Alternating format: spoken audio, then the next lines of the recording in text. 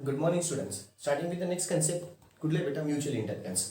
Mutual inductance घेण्याच्या आधी काल आपण जो कन्सेप्ट घेतला होता तो आधी बघू. काल कुठला कन्सेप्ट झाला होता बेटा आपला? Mutually induced EMF. Mutually induced EMF काय होतं बेटा? की एका कॉईलमधला दोन कॉईल होते, आठवतं बेटा? एका कॉईलचा आपण काय करतो? करंट कमी जास्त करतो.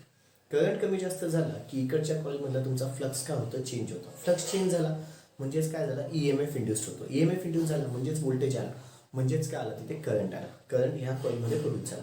वास्तविक बघायला गेलं ह्या कॉईलमध्ये करंट होता का? नाही. पण ह्या कॉईलमधला मी करंट चेंज केला म्हणून इकडच्या कॉईलमध्ये काय झाला? करंट जनरेट झाला. तो मी मेजर कशाने केला होता? गॅल्व्हॅनोमीटरने. हा कन्सेप्ट कोणी सांगितला? Mutually induced EMF. मग म्युच्युअल इंडक्टन्स काय? म्युच्युअल इंडक्टन्स ही एक प्रॉपर्टी. म्युच्युअल इंडक्टन्स काय बेटा? ही एक प्रॉपर्टी आहे. ही प्रॉपर्टी काय करते बेटा? If there is change in current in the first coil, if there is change in the current in first coil म्हणण्यापेक्षा one coil म्हणा, if there is change in current in the one coil, it produces an EMF in the another coil. It produces an EMF in the another coil. आता 1 2 नाही बोलायचं. इथे कुठलीही coil असेल, म्हणजे का म्हणतोय नीट समजून घ्या. एका कॉईलमधला मी करंट चेंज केला तर दुसऱ्या कॉईलमध्ये काय होतं बेटा? फ्लक्स प्रोड्यूस होतो. आता कंपल्सरी फर्स्ट कॉईलमधलाच मी करंट चेंज करायला असं कंपल्सरी आहे का? नाही. जे तुम्ही काल डायग्राम काढली होती त्या डायग्राममधला रेजिस्टर आणि बॅटरी काढा, स्विच पण काढा, तो सेकंड कॉईलला लावा. तो कुठे लावा? सेकंड कॉईलला. आणि फर्स्ट कॉईलला गॅल्व्हॅनोमीटर लावा. फर्स्ट कॉईलला काय लावा? गॅल्व्हॅनोमीटर. मग मी आता काय करेन? सेकंड कॉईलमधला करंट चेंज करेन आणि फर्स्ट कॉईलमध्ये माझा काय होईल बेटा? ईएमएफ इंड्यूस होईल. म्हणजे फर्स्ट सेकंड असं लक्षात ठेवायचं नाही. काय बोला बेटा? कुठलीही coil, one of the coil कुठलीही, दुसऱ्या कॉईलमध्ये मग काय होईल बेटा? ईएमएफ इंड्यूस होईल. जर मी कुठल्याही एका कॉईलमधला, ज्या कॉईलमधला तू करंट चेंज करतोय त्याच्या अपोजिट कॉईलमध्ये तुझा 100% काय इंड्यूस होईल बेटा? ईएमएफ. हे कोणी सांगितलं? Mutually induced EMF. कोणी सांगितलं बेटा? म्युच्युअल इंड्युस्ड ईएमएफ पण हेच म्हणतो आणि म्युच्युअल इंडक्टन्स पण हेच म्हणतो. म्युच्युअल इंडक्टन्स काय? ही एक प्रॉपर्टी, फक्त ही एक property in which the current in the one coil, if the current in the one coil is change, it produces an EMF, it induces an EMF in the another coil. It induces an EMF in the another coil. याच्यासाठी ना बेटा आपल्याकडे formula आहे. Formula किती येते लक्ष द्या. M is equal to किती असतं बेटा माहिती का? N2 phi2 अपॉन खाली I1 into the K1. Formula काय? नीट लक्ष द्या. N2 phi2 अपॉन खाली किती येतं? I1. म्हणजे काय? करंट एका कॉईलमधला चेंज झाला, फ्लक्स दुसऱ्या कॉईलमधला चेंज झाला. याचं करंट एका कॉईलमधला चेंज झाला, फ्लक्स दुसऱ्या कॉईलमध्ये चेंज झाला. ठीक आहे. म्हणून N2 phi2 अपॉन खाली किती आलं? I1 इंटू किती आलं? K1. तसंच मी अजून एक फॉर्म्युला लिहू शकतो. कुठला आहे बेटा? M इज इक्वल टू सांगता येईल N1 phi1 आपण खाली किती येईल? I2 त्याला गुणिले K2, त्याला गुणिले किती आलं? K2. मग तसंच M is equal to N2 phi2 आपण खाली I1 त्याला गुणिले K ची किंमत μ0 μr1 A1 आपण खाली L1. ही कुठली किंमत झाली बेटा? K1 ची. ही कुठली किंमत झाली? K1 ची. तसंच M इज इक्वल टू पुन्हा किती? N1 phi1 अपॉन I2 पुन्हा K ची किंमत μ0 μr2 into the A2 upon खाली L2. अपॉन खाली किती आलं बेटा? L2. अपॉन खाली किती आलं? L2. हे दोन फॉर्म्युले झाले म्हणजे कोणाचे बेटा? म्युच्युअल इंडक्टन्सचे.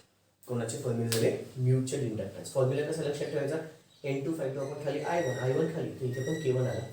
N1 phi1 आपण खाली I2, तर इथे काय आलं बेटा? K2. K चे फॉर्म्युले लक्षात ठेवावे लागतील. फक्त 1 1 असं इकडे 1 1 टाका. इथे का 1 नाही दिलं बेटा? μ0ला. μ0ची किंमत कशी असते? कॉन्स्टंट. आठवते बेटा? 4 pi × 10⁻⁻⁷ हेनरी पर मीटर. ठीक आहे. त्याच्या अनुषंगाने ओके. कन्सेप्ट कळाला? लिखापडी लिहायची आहे. लिखापडी म्युच्युअल इंडक्टन्स टाका बेटा heading.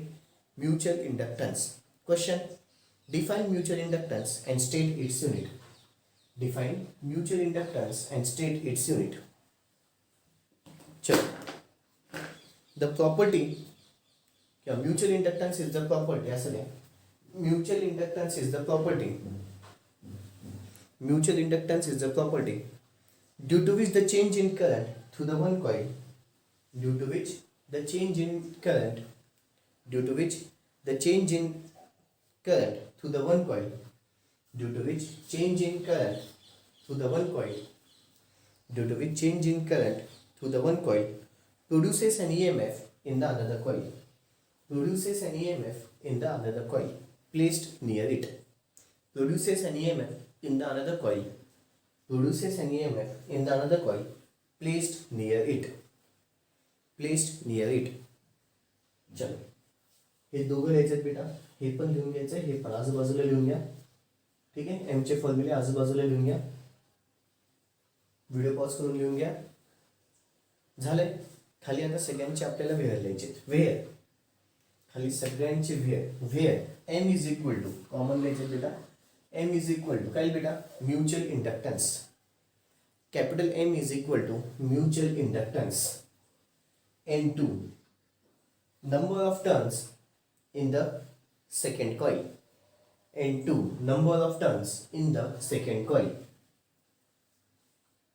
Phi2, flux in the second coil. Flux in the second coil. Flux in the second coil. I1, current in the first coil. I1, current in the first coil. Mu R1, relative permeability of the first coil. Mu म्हणजे permeability असतं, माहिती आहे बेटा. Mu म्हणजे काय असतं आपलं, permeability. मग relative permeability of the first coil A1, cross sectional area of the first coil, cross sectional area of the first coil. L1, length of the first coil. L1, length of the first coil. पुढे N2 झालं, हे झालं, सगळं झालं. पुढे N1, number of turns of the first coil. N1, number of turns of the first coil. Phi1, flux in the first coil. Flux in the first coil. I2, current in the second coil. I2, current in the second coil. I2 झालं, current in the second coil. Mu R2, relative permeability in the second coil. Relative permeability in the second coil. Mu R2, relative permeability in the second coil. A2, area of the second coil. A2, area of the second coil. L2, length of the second coil. L2, length of the second coil. L2 काय आलं बेटा, length of the second coil. झालंय. Okay, आता माझा पुढचा एक महत्त्वाचा concept चालू होतोय, तो म्हणजे कोइफिशियंट ऑफ कपलिंग. टाका हेडिंग बेटा, कोइफिशियंट ऑफ कपलिंग. हेडिंग टाका सगळेजण, कोइफिशियंट ऑफ कपलिंग. हेडिंग टाका, कोइफिशियंट ऑफ कपलिंग. क्वेश्चन घ्यायचं बेटा, what is coefficient of coupling, explain it with derivation. What is coefficient of coupling? Explain it with derivation. What is coefficient of coupling? Explain it with the derivation. What is coefficient of coupling? Explain it with the derivation. Okay. Explain it with the काय बेटा, derivation. आता coefficient of coupling काय असतं? पहिले तर coefficient of coupling घेण्यासाठी बेटा आपल्याला m चा फॉर्म्युला माहिती पाहिजे. M इज इक्वल टू किती असतो, N2 Phi2 अपॉन खाली I1 त्याला गुणिले K1. ठीक आहे, त्याला गुणिले की त्याला K1. पहिले कोइफिशियंट ऑफ कपलिंग म्हणजे बेटा तुम्हाला K चं डेरिव्हेशन काढायचं आहे. कशाचं डेरिव्हेशन काढायचं ते समजून घ्या. कशाचं काढायचं बेटा, K चं. मग याला मी इक्वेशन 1 देतो. ठीक आहे, and also M is equal to काय लिहिता बेटा, N1 Phi1 अपॉन खाली I2 त्याला गुणिले K2. याला इक्वेशन सेकंड देतो. आता काय करायचं बेटा, multiply equation 1 and 2. Multiply equation 1 and 2. मग m into m which is equal to काय लिहिता बेटा, N2 Phi2 अपॉन I1 त्याला गुणिले K1. पुन्हा into N1 phi1 upon I2 त्याला गुणिले K2, त्याला गुणिले किती आलं बेटा K2. आता अजून करायचं let K1 is equal to K2 is equal to K. K1 is equal to K2 is equal to काय अजून करायचं K. मग पुढे काय होऊन जाईल M इंटू एम किती होतं बेटा एमचा स्क्वेअर, एम इंटू एम एमचा स्क्वेअर इज इक्वल टू आता कॉन्सन्ट्रेशन द्या, आता कॉन्सन्ट्रेशन द्या K1 आणि K2 च्या जागी काय बेटा K ची येस किंवा मग एक्स्ट्री काढून जाऊ द्या N2 phi2 अपॉन खाली I1 त्याला गुणिले K इंटू पुन्हा N1 phi1 अपॉन खाली I2 त्याला पुन्हा गुणिले काय आलं बेटा K. का लिहिलं K1 K2 is equal to K आलं. मग पुन्हा इथे M चा स्क्वेअर जसाच्या तसाच K इंटू K किती आलं बेटा K चा स्क्वेअर, K इंटू K किती आलं K चा स्क्वेअर. राहिलं काय शिल्लक N2 phi2 अपॉन खाली I1 त्याला गुणिले N1 phi1 अपॉन खाली I2. ठीक आहे बरं इथे K चा स्क्वेअर पुन्हा तसाच त्याला गुणिले मी काय करतो बेटा हा I2 च्या इथे 2 च्या खाली लिहितो आणि हा I1 1 च्या खाली लिहितो. यानी फायदा का मी पुढे कळेल N2 phi2 अपॉन खाली I2 त्याला गुणिले N1 phi1 अपॉन खाली I1. ही कोणाची किंमत आली M चा स्क्वेअर. बट काय बेटा माहिती का N2 phi2 upon I2 is equal to L2 असतो. L चा फॉर्म्युला बेटा L चा फॉर्म्युला आठवत असेल L इज इक्वल टू किती बघितलं होतं N into five upon I आठवत आहे N into five upon I. मग इथे फक्त 2 आलंय म्हणून L2 आला. अँड अजून एक N1 phi1 upon I1 is equal to किती आलं L1. N1 phi1 upon I1 is equal to किती आलं L1. मग देअरफॉर M चा square is equal to K चा square into N2 phi2 upon I2 काय लिहिता येईल L2 N1 phi1 upon I1 काय लिहिता येईल L1. ओके मला कोणाची किंमत काढायची K ची. हे दोघं मल्टिप्लाय इकडे आलं होती डिवाइड M चा स्क्वेअर त्याला divided by L2 into the L1 which is equal to K चा स्क्वेअर. म्हणजेच K चा square is equal to M चा स्क्वेअर अपॉन खाली L1 इंटू द L2. चालेल बेटा असं येस और नो चालेल. ओके आता पुढे काय कॉन्सन्ट्रेशन नीट ठेवा. आता कॉन्सन्ट्रेशन नीट ठेवा इथून लगेच कंटिन्यू आहे बेटा ते हा फाईन. ओके आता K इज इक्वल टू दोघांना काय टाकाल अंडर रूटच्या आतमध्ये K स्क्वेअर आहे ना इकडे आलं होती का म्हणजे स्क्वेअर रूट, स्क्वेअर आहे ना इकडे आलं होती का म्हणजे स्क्वेअर रूट ऑफ कशाचा M चा स्क्वेअर L1 आणि L2. पुढे आता मग स्क्वेअर रूट आणि हा M काय म्हणजे बेटा कॅन्सल.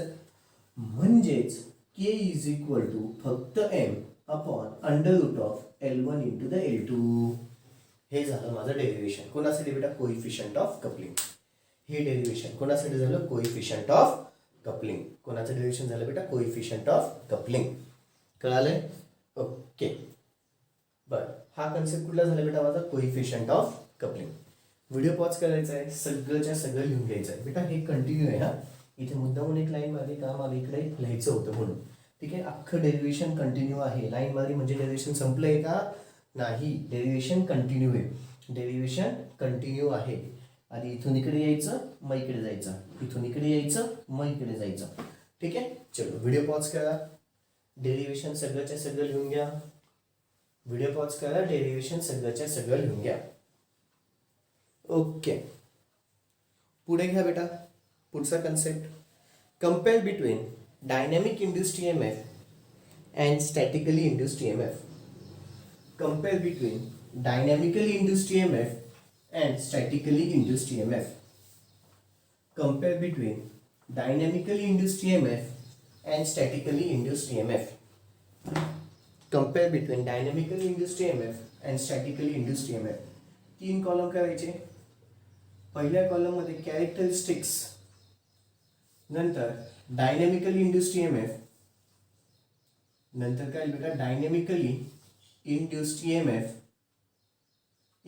EMF आणि थर्ड कॉलम मध्ये statically induced EMF, statically induced EMF.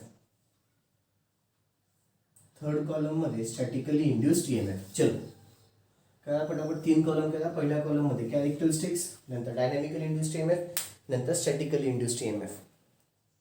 Okay, आता बेटा एक एक कॅरेक्टरिस्टिक्स लिहित पण जायची आणि मग मी एक्सप्लेन पण करेल, मग लिहून घेऊ कंटिन्यू. बरं, कॅरेक्टरिस्टिक्स मध्ये पहिला पॉईंट आहे बेटा, ऐकून घ्या.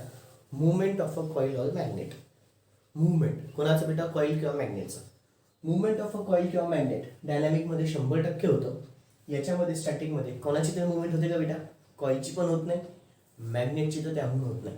इथे फक्त काय होतं? करंट कमी जास्त होतं, राईट. मग कॅरेक्टरिस्टिक्समध्ये काय बेटा? Movement of a coil or conductor. Possible, not possible. कळालं बेटा? ठीक आहे. Either the coil moves or the magnet moves. याच्यामध्ये नथिंग मूव्स, काहीच मूव्ह होत नाही. ठीक आहे. चलो कॅरेक्टरिस्टिक्स मध्ये लिहा. Movement of a coil or a magnet. Movement of a coil or a magnet. Dynamically induced ईएमएफच्या खाली लिहा. डायनॅमिकली इंड्युस्ड ईएमएफच्या खाली लिहा.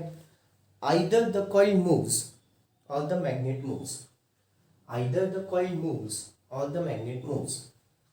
Either the coil moves or the magnet moves. स्टॅटिकलीच्या खाली लिहा. नायदर, नायदर नायदर, नायदर म्हणजे काहीच नाही. Neither the coil moves nor the magnet moves. Neither the coil moves nor the magnet moves. Neither the coil moves nor the magnet moves. Okay, पुढे घ्या बेटा. Characteristics मध्ये लिहून घ्या वाटल्यास तर. Current through the electromagnet. Current through the electromagnet. बरं, लक्ष इकडे. Current through the electromagnet. याच्यामध्ये करंट कसा होतो बेटा? कॉन्स्टंट. करंटचं काही घेणं देणं आहे का? नाही. तो फ्लक्सला कट केलं, सगळं झालं, ईएमएफ इंड्यूस झाला, व्होल्टेज आला. पण करंट थ्रू द मॅग्नेट कसा होतो? कॉन्स्टंट.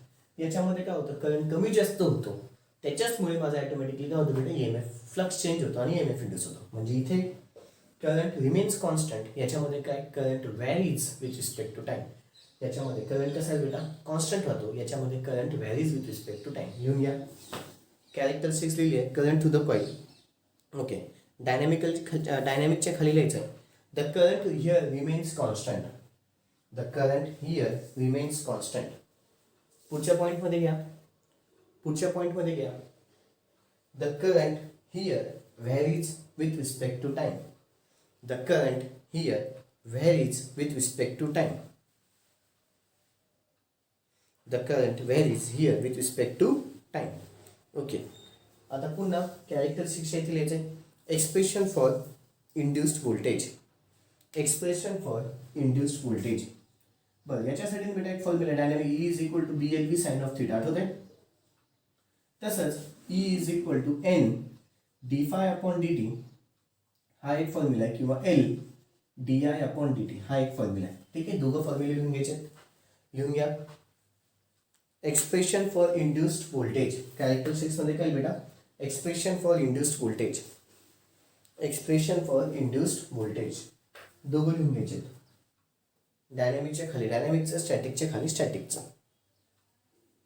झालंय. पुढे आता कॅरेक्टरिस्टिक्सच्या दिल्या ॲप्लिकेशन. कॅरेक्टरिस्टिक्सच्या दिल्या ॲप्लिकेशन. आता डायनॅमिकच्या खालचे ॲप्लिकेशन सांगतोय. DC generator comma back EMF. DC generator comma back EMF in DC motor. DC generator comma back EMF in DC motor. त्याच्यानंतर कॉमा इंडक्शन मोटर. कॉमा अजून काय बेटा? Induction motor. त्याच्यानंतर पुढे स्टॅटिकली इंड्युस्ड ईएमएफच्या खाली लिहा ट्रान्सफॉर्मर. स्टॅटिकली इंड्युस्ड ईएमएफच्या खाली लिहा ट्रान्सफॉर्मर. स्टॅटिकली इंड्युस्ड ईएमएफच्या खाली लिहा ट्रान्सफॉर्मर.